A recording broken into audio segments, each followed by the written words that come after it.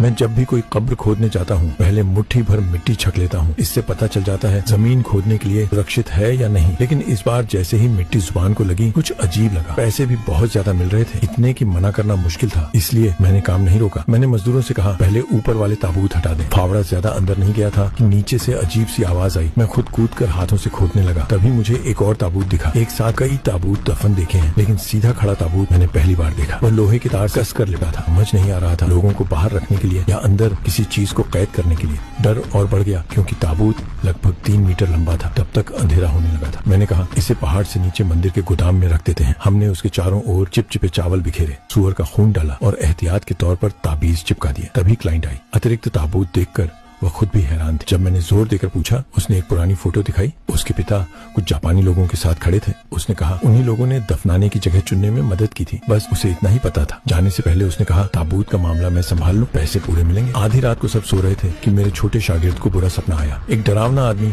उसकी छाती दबा रहा था। उसने ताबीज बनाकर खुद को छुड़ाया और समझ गया कि कुछ उस ताबूत से जुड़ा है। वह गोदाम भागा, दरवाजा बंद था। तभी सुअरों के बाड़े से चीखें आई। खिड़की से देखा तो सारे सुअर कोने में सिमटे थे और उनके पीछे कोई डरावनी चीज चौकीदार को बेरहमी से मार रही थी। घबराकर उसने मेरे बड़े शागिर्द को जगाया। दोनों ने गोदाम खोला। ताबूत का ढक्कन टूटा हुआ था, लेकिन ताबीज ज्यों के त्यों थे। इसका मतलब साफ था, जो भी अंदर था छत तोड़कर भाग चुका था। क्लाइंट के पिता और जापानी लोगों के रिश्ते को सोचकर साफ लगा कि इस ताबूत में कोई बड़ा राज छुपा है। इसलिए मैंने तुरंत कब्रिस्तान लौटकर सब कुछ ध्यान से देखने का फैसला किया।